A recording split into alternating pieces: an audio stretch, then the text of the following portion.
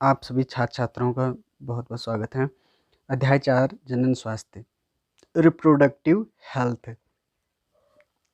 Reproductive health जनन स्वास्थ्य हमारे शरीर के जनन से संबंधित यानी कि जो रिप्रोडक्टिव पार्ट हैं उनसे संबंधित है।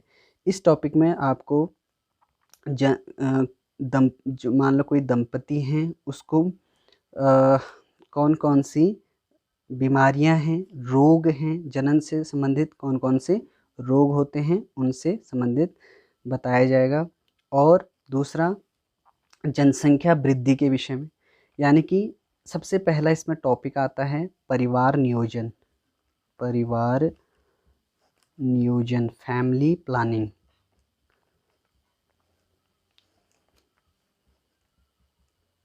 Family planning.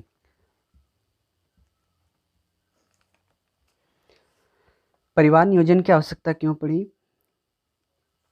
आपको विश्वास नहीं आएगा कि आज़ादी के समय जो आबादी थी वो 35 करोड़ थी और वही वर्ष 2011 में 121 करोड़ आबादी हुई। तो जनसंख्या वृद्धि निरंतरता बढ़ते हुए जो है एक बहुत प्रमुख कारण है।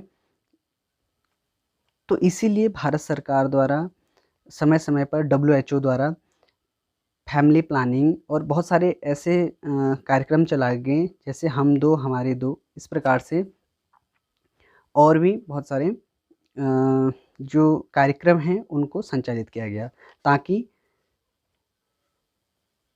जो जनसंख्या है वो सीमित हो सके। तो इसी बेसिस पे बहुत सारे कार्यक्रम, जैसे विवाह के लिए लड़के की आयु 21 वर्ष कर दी और लड़की की उम्र 18 वर्ष। तो इस प्रकार से और भी बहुत सारे कार्यक्रम उन्होंने चलाए, ठीक है। और इसी उसमें कुछ विधियां उन्होंने बताई थी। आप विधियां बुक से भी पढ़ सकते हैं। मैं कुछ इंपॉर्टेंट विधियां आपको बता रहा हूं, जैसे कि IUD। ठीक है, इसको बोलते हैं intra uterine devices. Intra uterine devices. तो ऐसे डिवाइसेस जो एक टी शेप्ड होते हैं और तांबा रिलीज करते हैं, तांबा मोचक इनको बोलते हैं। तांबा मोचक आयरन रिलीजिंग होते हैं, कॉपर रिलीज करते हैं। तो जैसे copper T, copper 7, Multiload 375।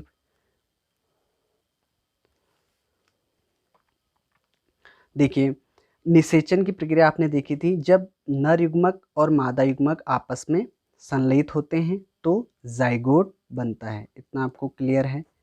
Zygote बनता है 2n। तो ये कैसे वर्क करता है?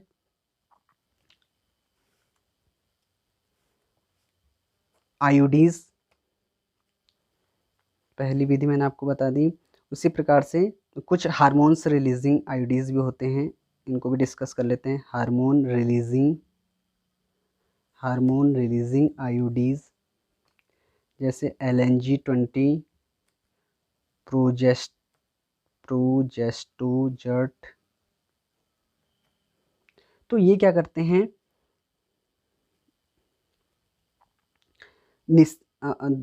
निषेचन के समय देखिए इस प्रकार से,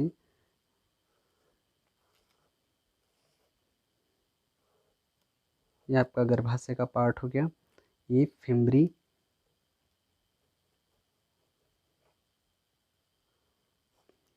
अंडाशय। देखिए जो आयोडीज हैं एक टी शेप्ड होती है, ठीक है।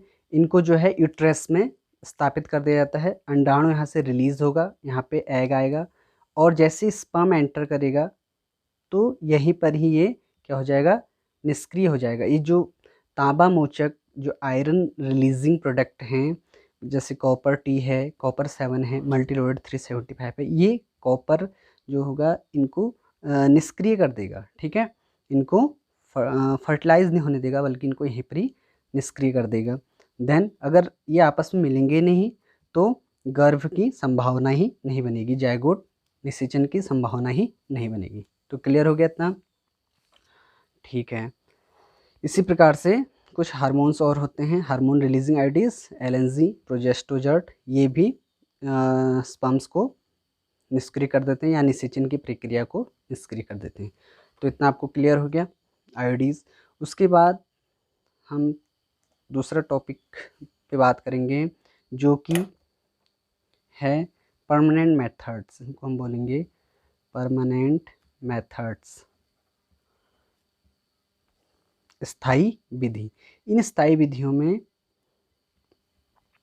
मेल और फीमेल में दो विधियाँ आती हैं। जैसे आपने टेस्टिस पढ़े थे, मनुष्य में 2 जोड़ी टेस्टिस होते हैं।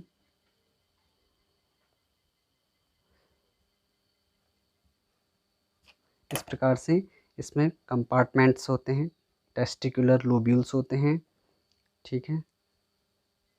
इस प्रकार से इसको बोलते हैं वास डिफरेंशिया, वास डिफरेंशिया।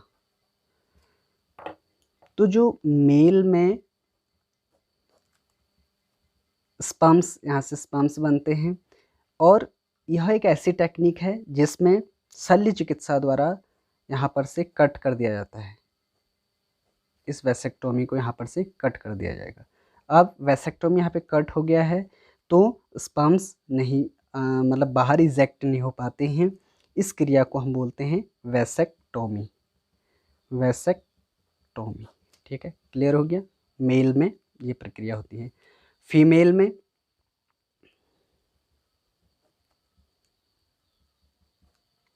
मादा में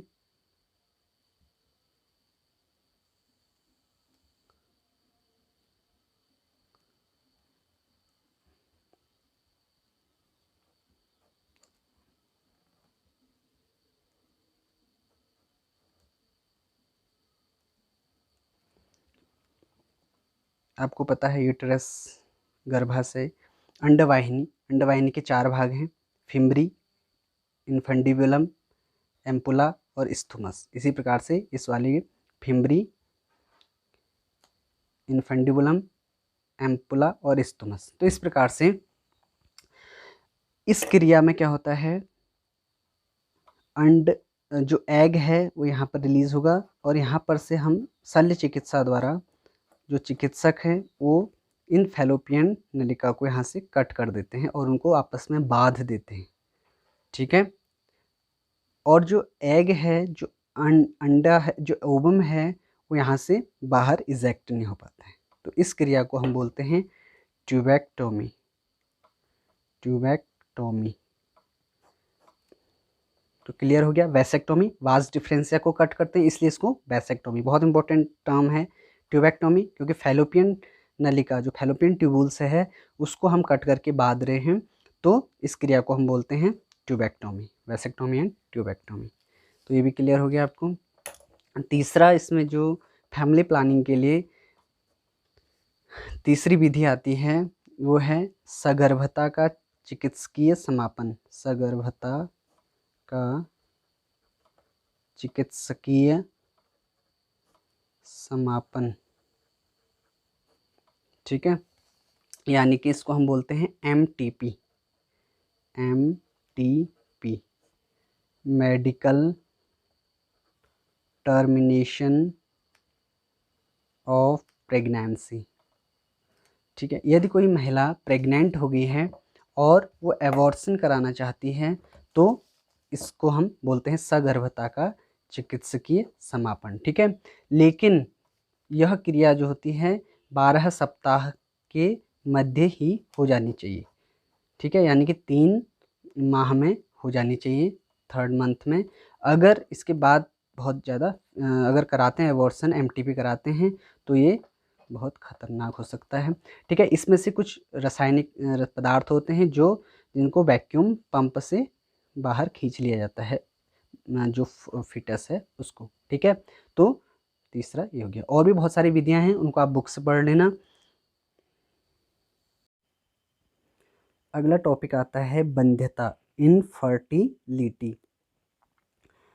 इनफर्टिलिटी में स्त्री या पुरुष में अगर कहीं कोई कमी हो गई हो या जो है निषेचन की क्रिया संपन्न नहीं हो पा रही हो, तो इसके लिए हम कुछ कुछ विधियां होती हैं उनका प्रयोग करते हैं हम।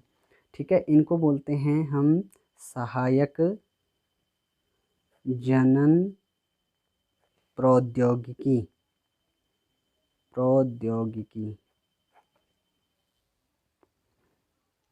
असिस्टेड रिप्रोडक्टिव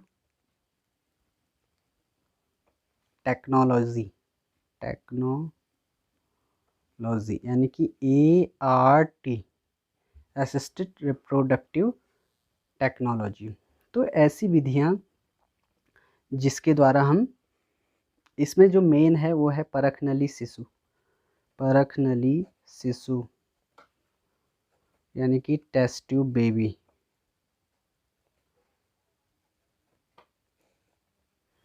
होता क्या है, जनरली किसी स्त्री में अगर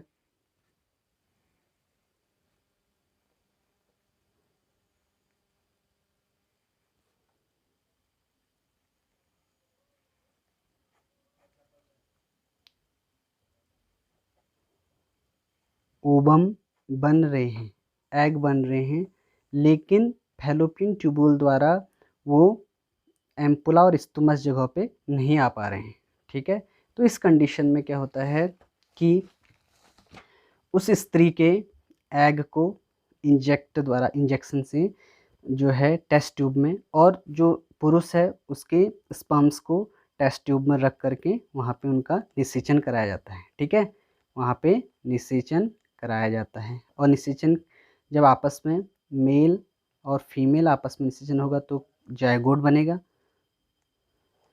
और यह जायगोट जब धीरे धीरे परख नली में विकसित होता है, ठीक है, विकसित होगा यानी कि 1 सेल से 2 सेल, 2 से 4 4 से 8, 8 से 16, 16 से 32 यानी कि मॉरूला, 32 से 64, फिर ब्लास्टोसिस्ट, इस प्रकार से 128 या उससे ऊपर ब्लास्टोसिस्ट का निर्माण हो जाता है। ठीक है, और उसके बाद इसको हम गर्भाशय में रोपित कर देते हैं। ठीक है, यह क्रिया जो टेस्ट ट्यूब की क्रिया है यह 2 प्रकार से होती है, 2 प्रकार से, यानी कि इसको हम 2 प्रकार से करते हैं। एक को हम बोलते हैं GIFT और एक को बोलते हैं IUT। ठीक है, ZIFT zygote intra fallopian transfer. ठीक है, और दूसरा होता है इंट्रा यूट्राइन ट्रांसफर।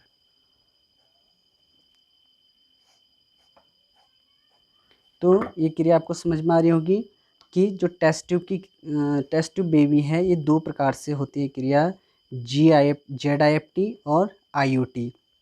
होता क्या है, जब बाहर टेस्ट ट्यूब में एग और स्पर्म्स को आपस में फ्यूज कराया जाता है तो जाइगोट बनता है। अब जाइगोट बनेगा तो धीरे धीरे उसका डिवीज़न भी होगा।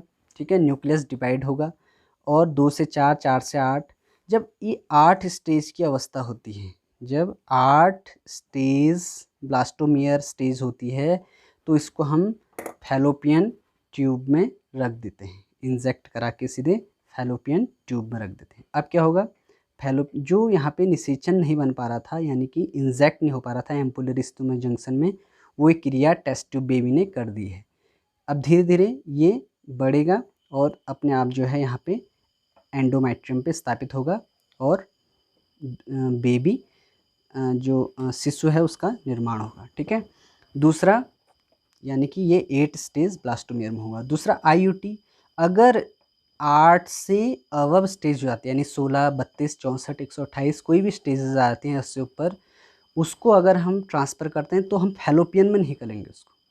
ठीक है, उसको सीधे यूट्रस में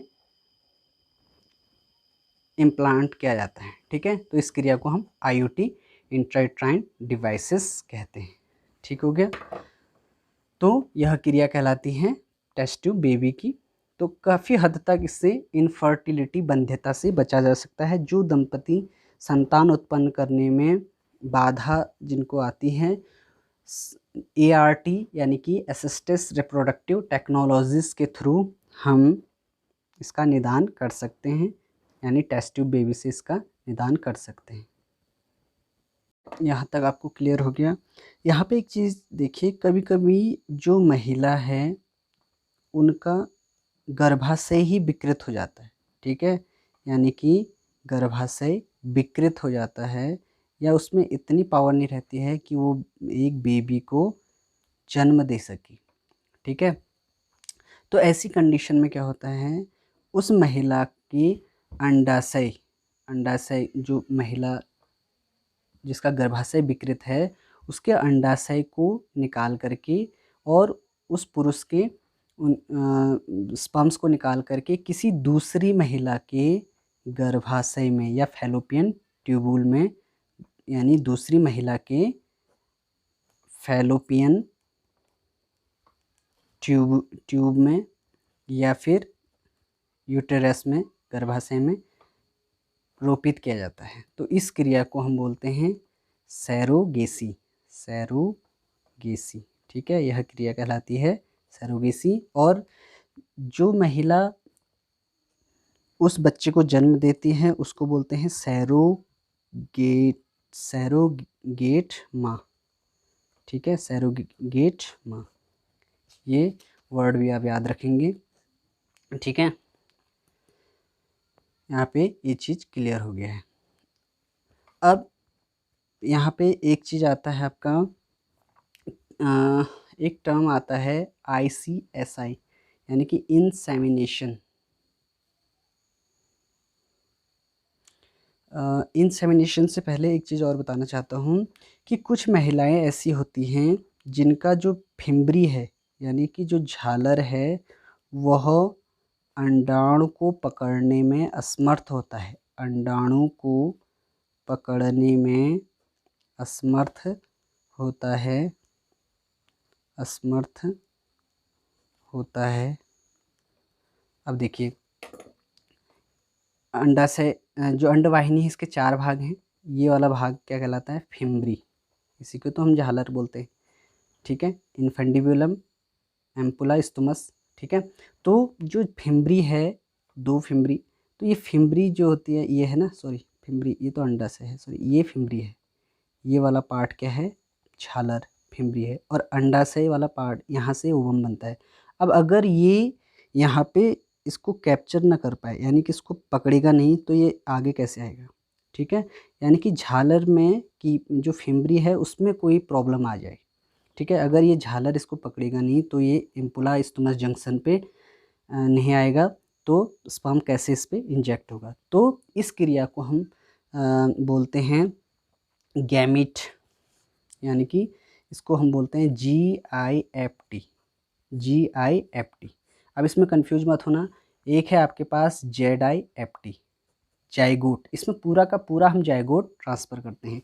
अब इस जो गैमीट है, इसको हम बोलते हैं गैमीट इंट्रा फैलोपियन ट्रांसफ़र। ठीक है, गैमीट इंट्रा फैलोपियन ट्रांसफ़र।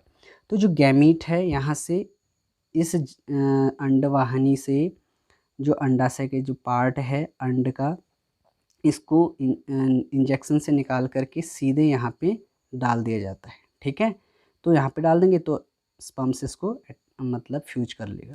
ठीक है, तो इस क्रिया को हम बोलते हैं gamete intra fallopian transfer. Clear हो गया ना। और जाइगोट टेस्ट ट्यूब बेबी का एक पार्ट है। और टेस्ट ट्यूब बेबी का पार्ट, इसमें पूरा का पूरा जब 8 से अधिक ब्लास्टोसिस्ट हो जाते हैं, ठीक है, 16, 64, 32 64, 128 स्टेज जब आ जाती है, तो पूरा का पूरा जाइगोट हम यूटेरस में यहाँ पे डिवाइड कर। लेकिन जब GIFT क्या होता है, जब गैमीट बनना, जब फिम्बरी जो होता है किसी महिला का जो झालर है, यह किसी अंड को पकड़ने में असमर्थ होता है, किसी एग को पकड़ने में। इसका काम क्या है, झालर का यही काम है कि इसको पकड़ करके इम्पुला स्टोमस जंक्शन पे पहुंचाना।